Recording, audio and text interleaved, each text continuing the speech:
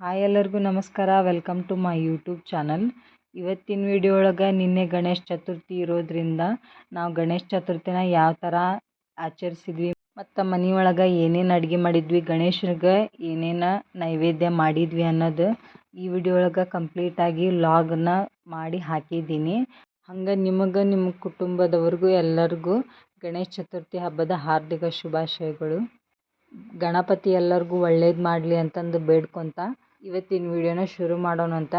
ಇವತ್ತಿನ ವಿಡಿಯೋನ ಶುರು ಮಾಡೋದಕ್ಕೂ ಮುಂಚೆ ಇನ್ನೂ ಯಾರು ನನ್ನ ಚಾನಲ್ನ ಸಬ್ಸ್ಕ್ರೈಬ್ ಮಾಡ್ಕೊಂಡಿಲ್ಲ, ಜಲ್ದಿ ಹೋಗಿ ಸಬ್ಸ್ಕ್ರೈಬ್ ಮಾಡ್ಕೊರಿ.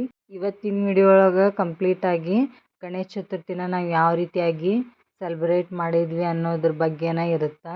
ಈ ವಿಡಿಯೋನ ಎಂಡ್ವರೆಗೂ ನೋಡಿರಿ. ಎಂಡ್ವರೆಗೂ ನೋಡಿದ ಮೇಲೆ ಈ ವಿಡಿಯೋ ಏನಾದರೂ ನಿಮ್ಗೆ ಇಷ್ಟ ಆಗಿದ್ರೆ ಒಂದು ಲೈಕ್ ಕೊಡೋದನ್ನು ಮರಿಬೇಡ್ರಿ. ಬರ್ರಿ ಇವತ್ತಿನ ವ್ಲಾಗ್ನ ಸ್ಟಾರ್ಟ್ ಮಾಡೋಣ ಅಂತ. ಹಂಗೆ ಈ ವ್ಲಾಗ್ ಒಳಗೆ ನಾನು ಉತ್ತರ ಕರ್ನಾಟಕದೊಳಗೆ ಸ್ಪೆಷಲ್ಲಾಗಿ ಮಾಡುವಂಥ ಗೋಧಿ ಹುಗ್ಗಿ ರೆಸಿಪಿನ ಅಪ್ಲೋಡ್ ಮಾಡೀನಿ. ಆ ರೆಸಿಪಿನೂ ಡೀಟೇಲ್ಡಾಗಿ ಯಾವ ರೀತಿ ಮಾಡೋದು ಅಂತಂದು ತೋರಿಸ್ಕೊಟ್ಟೀನಿ. ಅದನ್ನು ಒಂದ್ಸರಿ ಚೆಕ್ ಮಾಡಿ ಒಂದ್ಸರಿ ನಿಮ್ಮ ಮನೆಯೊಳಗೆ ಟ್ರೈ ಮಾಡಿ ಹೆಂಗೆ ಬಂದಿತ್ತು ಅಂತಂದು ಕಮೆಂಟ್ ಮಾಡಿರಿ. ಬರ್ರಿ ಇವತ್ತಿನ ಗೋಧಿ ಹುಗ್ಗಿ ರೆಸಿಪಿನ ನಿಮ್ಮ ಜೊತೆಗೆ ಶೇರ್ ಮಾಡ್ಕೊತೀನಂತ. ನಾನಿಲ್ಲೇ 1 kg ಆಗೋಷ್ಟು ಪಾಲಿಶ್ ಗೋಧಿನ ಚೆನ್ನಾಗಿ ವಾಶ್ ಮಾಡಿಕೊಂಡು ಗೋಧಿನ ಕುದಿಸ್ಕೊಳ್ಳೋದಕ್ಕೂ ಮುಂಚೆ ಅದನ್ನು 1 hour ನೀರೊಳಗೆ ನೆನೆಯೋಕೆ ಇಡಬೇಕು. ಸೊ ನಾನು ಅದಕ್ಕೆ 1 kg ಗೋಧಿಗೆ 3 ಗ್ಲಾಸ್ ನೀರನ್ನು ಹಾಕಿ ಚೆನ್ನಾಗಿ 1 hour ನೆನೆಸ್ಕೊಂಡು ಇಟ್ಕೊಂಡಿದ್ದೆ. ಆ ಗೋಧಿ ನೆಂದಾದ್ಮೇಲೆ ಇವಾಗ ಗೋಧಿನ ಕುದಿಸ್ಕೋಬೇಕು. ಕುದಿಸ್ಕೊಳಕ್ಕೆ ನಾನಿಲ್ಲೇ ಒಂದು ಪಾತ್ರೆ ಒಳಗೆ ಒಂದು 4ರಿಂದ 5 ಗ್ಲಾಸ್ ಆಗೋಷ್ಟು ನೀರನ್ನು ಹಾಕ್ಕೊಂಡು ಅದನ್ನು ಗ್ಯಾಸ್ ಮೇಲೆ ಇಟ್ಕೊಂಡು ಫಸ್ಟ್ ಕುದಿಸ್ಕೊಳಕತ್ತೀನಿ. ಆ ಕುದಿಯುವಂಥ ನೀರಿಗೆ 1 ಚಿಟಿಕೆ ಸೋಡಾ ಹಾಕ್ಕೊಂಡು ಮತ್ತು ಒಂದು ಅಡಿಕೆ ಬೆಟ್ಟಿನ ಹಾಕ್ಕೋಬೇಕು. ಈ ಥರ ಮಾಡೋದ್ರಿಂದ ಗೋಧಿ ಚೆನ್ನಾಗಿ ಕುದಿಯುತ್ತೆ ಮತ್ತು ಜಲ್ದಿ ಕುದಿಯುತ್ತೈತಿ. ಅದ್ರ ಸಲುವಾಗಿ ನಾನಿಲ್ಲಿ 1 ಚಿಟಿಕೆ ಸೋಡಾ ಮತ್ತು ಒಂದು ಅಡಿಕೆ ಬೆಟ್ಟಿನ ಆ್ಯಡ್ ಮಾಡಿಕೊಂಡು ಇವಾಗ ನೆಂದಿರ್ತಕ್ಕಂಥ ಗೋಧಿನ ಚೆನ್ನಾಗಿ ನೀರೊಳಗೆ ನೆಂದಿರ್ಬೇಕು ಅಂಥ ಗೋಧಿನ ನಾನು ಇವಾಗ ಈ ಕುದಿಯುವಂಥ ನೀರಿಗೆ ಆ್ಯಡ್ ಮಾಡ್ಕೊಳಕತ್ತೀನಿ. ಮಾಡ್ಕೊಂಡಾದ್ಮೇಲೆ ಈ ಗೋಧಿನ ಚೆನ್ನಾಗಿ ಕುದಿಸ್ಕೋಬೇಕು. ಇದು ಅಷ್ಟು ಜಲ್ದಿಯಾಗಿ ಕುದಿಯೋದಿಲ್ಲ. ಇದಕ್ಕೆ ಮಿನಿಮಮ್ ಅಂದ್ರೆ ಒಂದು 2 hour ಆದರೂ ಬೇಕಾಗುತ್ತೆ. ಗೋಧಿ ಭಾಳ ಹಾರ್ಡ್ ಇರುತ್ತಲ್ಲ, ಹಾಗಾಗಿ ಇದಕ್ಕೆ ಮಿನಿಮಮ್ 2 hour ಆದರೂ ಕುದಿಯೋದಕ್ಕೆ ಬೇಕು. ಇವಾಗ ಗೋಧಿನ ಚೆನ್ನಾಗಿ ಕುದಿಸ್ಕೊಂಡಾದ್ಮೇಲೆ ಈ ಥರ ರೆಡಿಯಾಗಿರುತ್ತೆ. ಇವಾಗ ನಾನು ಇದಕ್ಕೆ ನನ್ನ ಕಡೆ ಇರೋವಂಥ ಡ್ರೈ ಫ್ರೂಟ್ಸ್ನ ಆ್ಯಡ್ ಮಾಡ್ಕೊಳಕತ್ತೀನಿ. ನನ್ನ ಕಡೆ ಗೋಡಂಬಿ ಮತ್ತು ಬಾದಾಮಿ ಇತ್ತು ಅಂತಂದು ನಾನು ಗೋಡಂಬಿ ಮತ್ತು ಬಾದಾಮಿನ ಇದಕ್ಕೆ ಆ್ಯಡ್ ಮಾಡ್ಕೊಳತ್ತೀನಿ. ತುಪ್ಪ ಇದ್ದರೆ ಇದನ್ನ ತುಪ್ಪದೊಳಗೆ ಹುರಿದಾದ್ರೂ ಹಾಕ್ಕೋರಿ, ಇಲ್ಲಾಂದರೆ ಡೈರೆಕ್ಟ್ ಹಂಗನಾದರೂ ಹಾಕ್ಕೋರಿ. ಸೊ ನಾನಿಲ್ಲಿ ಡೈರೆಕ್ಟ್ ಹಂಗೆ ಡ್ರೈ ಫ್ರೂಟ್ಸ್ನ ಆ್ಯಡ್ ಮಾಡ್ಕೊಳಕತ್ತೀನಿ. ಇದಕ್ಕೆ ಡ್ರೈ ಫ್ರೂಟ್ಸ್ನ ಆ್ಯಡ್ ಮಾಡ್ಕೊಂಡಾದ್ಮೇಲೆ ಇವಾಗ ಇದನ್ನು ಇನ್ನೊಂದು ಸರಿ ಚೆನ್ನಾಗಿ ಮಿಕ್ಸಪ್ ಮಾಡಿಕೊಂಡು ಒಂದು 10ರಿಂದ 15 ನಿಮಿಷ ಒಲೆ ಮೇಲೆ ಬಿಟ್ಬಿಡ್ಬೇಕು, ಗ್ಯಾಸ್ ಮೇಲೆ ಬಿಟ್ಬಿಡ್ಬೇಕು. ಇದನ್ನು ಸ್ವಲ್ಪ ಕುದಿಯೋದಕ್ಕೆ ನೋಡಿರಿ. ಇವಾಗ ಸ್ವಲ್ಪ ಬಾದಾಮಿನೇ ಚೆನ್ನಾಗಿ ಸಣ್ಣಗೆ ಕುಟ್ಕೊಂಡು ಇದಕ್ಕೆ ಆ್ಯಡ್ ಮಾಡ್ಕೊಳಕತ್ತೀನಿ. ಆ್ಯಡ್ ಮಾಡಿಕೊಂಡು ಒಂದು 10ರಿಂದ 15 ನಿಮಿಷ ಇದನ್ನು ಚೆನ್ನಾಗಿ ಮತ್ತು ಬೇಯಿಸ್ಕೋಬೇಕಾಗುತ್ತೆ.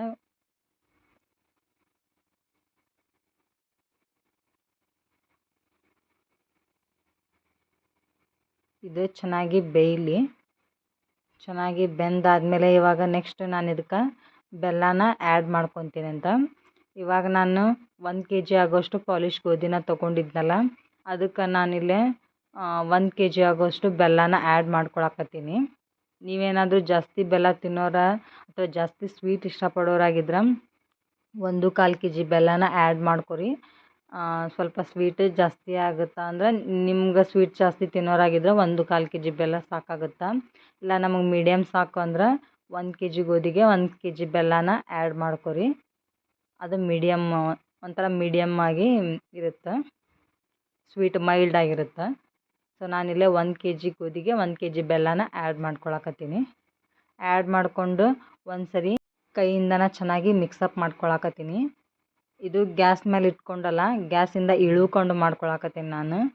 ಚೆನ್ನಾಗಿ ಫಸ್ಟ್ ಕೈಯಿಂದ ಮಿಕ್ಸಪ್ ಮಾಡ್ಕೊಂಡಾದ್ಮೇಲೆ ನೆಕ್ಸ್ಟ್ ಗ್ಯಾಸ್ನೊಳಗೆ ಇಟ್ಕೊತೀನಿ. ಇವಾಗ ಫಸ್ಟ್ ಚೆನ್ನಾಗಿ ಕೈಯಿಂದನೇ ಮಿಕ್ಸ್ ಮಾಡ್ಕೊಂಡು ಇದನ್ನ ಕರಗಿಸ್ಕೊಳತ್ತೀನಿ. ನೋಡಿರಿ, ಗೋಧಿ ಬಿಸಿ ಇರುತ್ತಲ್ಲ, ಹಾಗಾಗಿ ಕೈಯಿಂದನೇ ಒಂದು ಸರಿ ಚೆನ್ನಾಗಿ ಮಿಕ್ಸ್ ಮಾಡ್ಕೊಂಡ್ರೆ ಅಲ್ಲೇ ಸ್ವಲ್ಪ ಕರಿಗಿಬಿಡುತ್ತೆ. ಅದಾದಮೇಲೆ ನೆಕ್ಸ್ಟ್ ನಾನು ಇನ್ನೊಂದು ಸ್ವಲ್ಪ ಬೆಲ್ಲ ಹಂಗೆ ಉಳ್ಕೊಂಡಿತ್ತಲ್ಲ, ಆ ಬೆಲ್ಲನೂ ಕರಗಲಿ ಅಂತಂದು ನೆಕ್ಸ್ಟ್ ಗ್ಯಾಸ್ ಮೇಲಿಟ್ಕೊಂಡು ಅದನ್ನು ಕುದಿಸ್ಕೊಂಡು ಇನ್ನೊಂದು ಸರಿ ಚೆನ್ನಾಗಿ ಬೆಲ್ಲ ಕರಗೋವರೆಗೂ ಅದನ್ನು ಇನ್ನೊಂದು ಸರಿ ಚೆನ್ನಾಗಿ ಕುದಿಸ್ಕೋಬೇಕಾಗುತ್ತೆ. ಸೊ ನಾನಿವಾಗ ಗ್ಯಾಸ್ ಮೇಲೆ ಇಟ್ಕೊಂಡು ಅದು ಬೆಲ್ಲ ಕರಗೋವರೆಗೂ ಕುದಿಸ್ಕೊಳತ್ತೀನಿ. ಇದಕ್ಕೆ ಎಕ್ಸ್ಟ್ರಾ ನೀರನ್ನು ಏನು ಆ್ಯಡ್ ಮಾಡ್ಕೊಳಕ್ಕೆ ಹೋಗ್ಬೇಡ್ರಿ. ಜಾಸ್ತಿ ನೀರನ್ನು ಆ್ಯಡ್ ಮಾಡ್ಕೊಂಡ್ರೆ ಅದು ಭಾಳ ನೀರು ಆದಂಗೆ ಆಗಿಬಿಡುತ್ತೆ ಗೋಧಿ ಹುಗ್ಗಿ. ಬೆಲ್ಲನ ಸ್ವಲ್ಪ ನೀರಿನ ಅಂಶ ಇರೋದ್ರಿಂದ ಅದು ಕರಗಿದ ಗುಟ್ಲೆ ಸ್ವಲ್ಪ ನೀರು ಆದಂಗೆ ಆಗಿಬಿಡುತ್ತೆ. ಸೊ ಎಕ್ಸ್ಟ್ರಾ ನೀರೇನು ಆ್ಯಡ್ ಮಾಡ್ಕೊಳಕ್ಕೆ ಹೋಗ್ಬೇಡ್ರಿ. ಈ ಬೆಲ್ಲ ಗ್ಯಾಸ್ ಮೇಲೆ ಕರ್ಗೋಕೆ ಒಂದು 10ರಿಂದ 15 ನಿಮಿಷ ಸಾಕು. ಒಂದು 10ರಿಂದ 15 ನಿಮಿಷ ಇದನ್ನು ಬೆಲ್ಲ ಕರಗಿಸ್ಕೊಂಡು ಒಂದು ಸರಿ ಚೆನ್ನಾಗಿ ಕುದಿ ಬಂದಮೇಲೆ ಗ್ಯಾಸಿಂದ ಇಳ್ಕೊಂಡ್ಮೇಲೆ ನೋಡಿರಿ, ಇವಾಗ ನಮ್ಮ ಉತ್ತರ ಕರ್ನಾಟಕದ ಸ್ಟೈಲ್ ಒಳಗೆ ಮಾಡುವಂಥ ಗೋಧಿ ಹುಗ್ಗಿ ರೆಡಿ ಆಯ್ತು. ಇದು ಮಾಡೋದೇನು ಭಾಳ ಟಫ್ ಅಲ್ಲ, ಸ್ವಲ್ಪ ಕೈ ಹಿಡಿಯುತ್ತೆ ಅನ್ನೋದು ಬಿಟ್ರೆ ಭಾಳ ಈಸಿ ಇದನ್ನು ಗೋಧಿ ಹುಗ್ಗಿ ಮಾಡೋದು. ಸೊ ನೀವು ಮನೆಯೊಳಗೆ ಒಂದು ಸರಿನಾದರೂ ಈ ಥರ ಟ್ರೈ ಮಾಡಿರಿ, ಟೇಸ್ಟ್ ಮಾತ್ರ ಚೆನ್ನಾಗಿ ಬರುತ್ತೆ. ಹಂಗೆ ಈ ಗೋಧಿ ಹುಗ್ಗಿ ರೆಸಿಪಿನ ನಿಮ್ಮ ಫ್ರೆಂಡ್ಸ್ ಫ್ಯಾಮಿಲಿ ಎಲ್ಲರಿಗೂ ಶೇರ್ ಮಾಡಿರಿ. ಇವಾಗ ಗೋಧಿ ಹುಗ್ಗಿ ರೆಡಿ ಆಯ್ತಲ್ಲ, ಬರ್ರಿ ಇವಾಗ ಮನೆಯೊಳಗೆ ಏನೇನು ಅಡುಗೆ ಮಾಡಿದ್ವಿ ಅಂತಂದು ತೋರಿಸ್ತೀನಂತ. ಬರ್ರಿ ಎಲ್ಲರೂ ಕೂಡಿ ಊಟ ಮಾಡೋಣ. ಗಣೇಶ ಹಬ್ಬದ ಪ್ರಯುಕ್ತ ನಾವು ನಮ್ಮ ಮನೆಯೊಳಗೆ ಕೋಸಂಬರಿ ಮಾಡಿದ್ವಿ ಮತ್ತು ಮುಳ್ಗಾಯಿ ಪಲ್ಯ. ಅಂದ್ರೆ ನಮ್ಮ ಸೈಡು ಉತ್ತರ ಕರ್ನಾಟಕ ಸೈಡ್ ಮುಳ್ಗಾಯಿ ಪಲ್ಯ ಅಂತೀವಿ, ಬೆಂಗಳೂರು ಸೈಡೆಲ್ಲ ಬದ್ನೆಕಾಯಿ ಪಲ್ಯ ಅಂತಿರಲ್ಲ ಅದನ್ನು ಮಾಡಿದ್ವಿ.